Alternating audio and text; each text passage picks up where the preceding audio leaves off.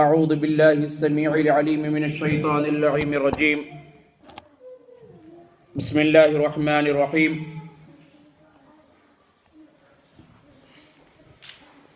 وَإِذْ أَخَذَ رَبُّكَ مِنْ بَنِي آدَمَ مِنْ ظُهُورِهِمْ ذُرِّيَّتَهُمْ وَأَشْهَدَهُمْ عَلَىٰ أَنفُسِهِمْ أَلَسْتُ بِرَبِّكُمْ قَالُوا بَلَىٰ شَهِدْنَا أَن تَقُولُوا يَوْمَ الْقِيَامَةِ إِنَّا كُنَّا عَنْ هَٰذَا غَافِلِينَ صدق اللہ العظیم۔ وقال اللہ عز وجل أيضا في مقام آخر في سورة العصر والعصر إن الإنسان لفي خسر إلا الذين آمنوا وعملوا الصالحات وتواصوا بالحق وتواصوا بالصبر صدق اللہ العظیم۔ قال النبی صلی اللہ تعالی علیہ وعلی آلہ واصحابہ وبارک وسلم خیر القرون قرنی ثم الذین یلونہم ثم الذین یلونہم او کما قال النبی صلی اللہ تعالی علیہ وعلی آلہ واصحابہ وبارک وسلم انا محمد وانا احمد وانا الماحی الذي يمحو الله بي الكفر وانا الحاشر الذي يحشر الناس على قدمي وانا العاقب الذي ليس بعده نبي او كما قال النبي صلى الله تعالى عليه وآله وسلم سبحانك لا علم لنا إلا ما علمتنا إنك أنت العليم الحكيم رب اشرح لي صدري وَيَسِّرْ لِي أَمْرِي وَاحْلُلْ عُقْدَةً مِّن لِّسَانِي يَفْقَهُوا قَوْلِي وَاحْلُلْ عُقْدَةً مِّن لِّسَانِي يَفْقَهُوا قَوْلِي اللهم صل على محمد وعلى آل محمد كما صليت على إبراهيم وعلى آل إبراهيم في العالمين إنك حميد مجيد اللهم بارك على محمد وعلى آل محمد كما باركت على إبراهيم وعلى آل إبراهيم في العالمين إنك حميد مجيد۔ قابل صد احترام تعظیم معزز محترم بزرگوں، نوجوان دوستوں، پیارے بچوں، السلام علیکم ورحمۃ اللہ تعالی وبرکاتہ۔ اللہ جل جلالہ وعما نوالہ کا بے انتہا لطف و کرم و احسان عظیم ہوا کہ اللہ تبارک و تعالیٰ نے محض اپنے لطف و کرم سے اس دیار غیر میں، اس کفرستان میں، زمین کے اندر کی سب سے پاک اور پسندیدہ جگہ جس کو اللہ تبارک و تعالیٰ کا گھر کہتے ہیں، بیت اللہ میں جمع ہو کر اس کے حضور اظہار بندگی بشکل سجود کرنے کی توفیق نصیب فرمائی۔ اللہ تبارک و تعالیٰ محض اپنے لطف و کرم سے ہمارے سجدہ شکر کو اپنی بارگاہ اقدس عالیہ میں شرف قبولیت و نجات عطا فرمائے۔ بھائی بزرگوں اور دوستو، اسلام کے آغاز سے ہی یہ دستور اور طریقہ رہا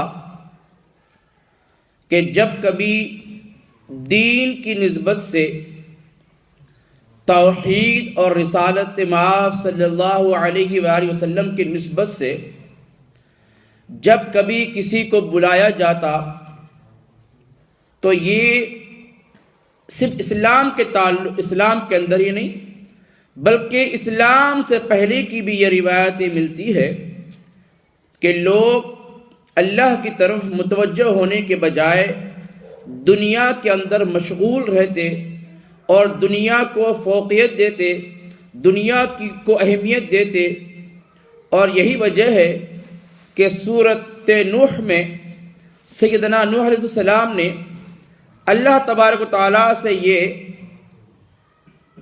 اظہار کیا تھا کہ قال رب انی دعوت قومی لیلا و نہارا فلم یزدہم دعائی الا فرارا، کہ مولا میں جب تیرے بندوں کو تیری طرف بلاتا ہوں تو یہ لوگ اپنے کانوں میں انگلیاں ٹھوس لیتے، اپنے کپڑے جھاڑ لیتے، مجھ سے کتراتے اور دور بھاگ جاتے۔ یہی وجہ ہے کہ سیدنا نوح 950 برس تک دعوت و تبلیغ کا حق ادا کرتے رہے، اور 950 برس کی محنت کے بعد چند لوگ اسلام قبول کیے اور ایمان لائے۔ روایت میں آتا ہے کہ 70 یا 72 لوگوں نے اسلام قبول کیا۔ میرے بھائیوں، بزرگوں اور دوستو، یہ جو دنیا ہے نا، یہ دنیا اللہ تعالیٰ نے اس کو بڑا اٹریکٹیو بنایا ہے۔ اس دنیا کے اندر لچک ہے، اس دنیا کے اندر اٹریکشن ہے، اس دنیا کے اندر رعنائییں ہیں، اس دنیا کے اندر رنگینیاں ہیں۔ تو ظاہر ہے ایک بندہ جب رنگینیوں کو دیکھتا ہے، اپنے عیش کی چیزوں کو دیکھتا ہے، تو پھر وہ اور چیزوں کو بھول بھی جاتا ہے۔ لیکن بات دراصل یہ ہے، جس کے قسمت میں اللہ تبارک و تعالی اپنی اور جناب محمد رسول اللہ صلی اللہ تعالی علیہ وآلہ وسلم کی حق بات کو سننے، سمجھنے اور عمل کرنے کی جو تقدیر ہے، جو قسمت ہے، لکھ دیتا ہے، تو اللہ تبارک و تعالی اسی بندے کو اپنے گھر میں آنے کی اجازت دیتے ہیں۔ یہ ہر کسی کے بس کی بات نہیں۔ فار ایگزامپل، اگر یہاں پر کوئی کلچرل پروگرام آرگنائز کیا جائے، کوئی اپنے ملک سے غزل سنگر کو، کوئی اور آرٹسٹ کو اگر انوائٹ کیا جائے، تو آئی ایم سوری ٹو سے یہ جگہ نہیں مل پائے گی۔ یہ تو مسجد ہے، اگر آڈیٹوریم بھی ہو تو باہر تک لوگ تھیٹر کے سنیں گے۔ لیکن میرے بھائیوں، بزرگوں اور دوستو، یاد رکھو، اسلام کوانٹٹی نہیں چاہتا۔ اسلام کوانٹٹی کہ بھئی لیکس آف پیپل ہے، تھاؤزنڈس ہے۔ اسلام کے پاس اگر کوئی ویلیو ہے، the quality of Islam, quality. اللہ کے نبی صلی اللہ علیہ وسلم جب اسلام کو پیش فرمائیں تو سب سے پہلے اللہ کے نبی صلی اللہ علیہ وسلم کے ہاتھ پر ایمان لانے والے وہ پہلے شخص جس کے بارے میں حدیث میں ہے کہ بعد الانبیاء بالتحقیق خلیفۃ رسول اللہ سیدنا ابا بکر صدیق رضی اللہ تعالی عنہ، یہ سب سے پہلے اسلام قبول کیے۔ اسلام قبول کرنے کے بعد صدیق اکبر نے سوال کیا کہ یا رسول اللہ، اب میرا کیا کام ہوگا؟ اب میرا کیا کام ہوگا؟ اللہ کے نبی نے فرمایا کہ صدیق اکبر، تمہارا وہی کام ہے جو میرا کام ہے، تمہارا وہی کام ہے جو میرا کام ہے۔ کیا کام ہے؟ ادعو الى ربک بالحکمہ، ادعو الى سبیل ربک واعبدوا اللہ ولا تشرکوا بہ شیئا۔ میرے بھائیو، بزرگوں اور دوستو، انسان کے 5 پیدائشی مقامات ہے۔ ایکچولی میرا جو ٹاپک ہے نا، میری بات سمجھ میں آ رہی ہے کسی کو؟ ڈیفیکلٹی تو نہیں ہو رہی؟ میں سمپل لینگویج میں بتا رہا ہوں، کوئی ڈیفیکلٹی ہو تو پوچھ لو۔ اسلام کے اندر اسلامی کی رویت کے اعتبار سے ترمذی میں یہ روایت لکھی ہے، آپ نے سنا ہوگا کہ انڈیا کے اندر لوگ کہتے ہیں کہ 7 جنم ہوتے ہیں، وہ گڑم گڑم گڑم گڑم چکر لگاتے ہیں نا پتھر کے پیچھے، وہ کہتے ہیں کہ بھی 7 جنموں کا معاہدہ اگریمنٹ ہو گیا، 7 جنموں کا اگریمنٹ ہو گیا، اور ہمارا کیا ہے، ہمارا کتنے جنم ہے، 16۔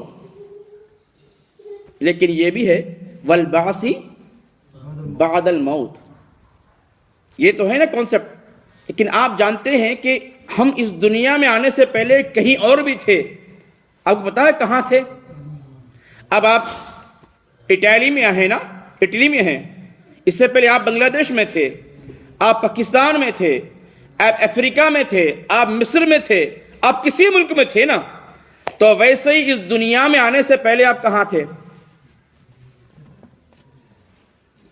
قرآن کریم بیان کرتا ہے وَإِذْ أَخَذَ رَبُّكَ مِن بَنِي آدَمَ مِن ظُهُورِهِمْ ذُرِّيَّتَهُمْ وَأَشْهَدَهُمْ عَلَىٰ أَنفُسِهِمْ، ہمارا سب سے پہلا جو اللہ تبارک و تعالیٰ کی فضل سے وجود عمل میں آیا وہ تھا عالم ارواح۔ کیا تھا؟ ارواح کہتے ہیں روح کی جمع، سول آف دی باڈی، سمجھتے ہیں کسے کہتے ہیں سول؟ اب ایک بندہ ہے، میں بات کر رہا ہوں، میں آپ سے گفتگو کر رہا ہوں، میں پانی پی رہا ہوں، میں کھانا کھا رہا ہوں، تو آپ یہ کہیں گے کہ ڈاکٹر صاحب مر گئے، ڈاکٹر صاحب مرنے، آپ نے کبھی دیکھا کہ کوئی بندہ مرنے کے بعد کھاتا پیتا ہے؟ تو اب اس کی جو آئیڈینٹیفیکیشن ہے، اس کی پہچان ہے کھانے پینے کی، بات کرنے کی، کہ وہ بندہ زندہ ہے۔ تو زندگی کی پہچان کیا ہے؟ کہ اس کے جو باڈی کے اندر، اس کے جسم کے اندر روح موجود ہے۔ قرآن کریم میں اللہ فرماتے ہیں کہ وَيَسْأَلُونَكَ عَنِ الرُّوحِ، سوال کیا گیا کہ یا رسول اللہ صلی اللہ علیہ وسلم آپ فرمائیے کہ روح کس چیز کا نام ہے؟ ارشاد ہوا کہ قل، اے حبیب آپ فرما دیجئے کہ قل الروح من امر ربی، کہ روح اللہ تبارک و تعالیٰ کے حکم کا نام ہے۔ ابھی جو روح ہے نا، سول ہے، یہ کیا ہے؟ دراصل یہ اللہ کا حکم۔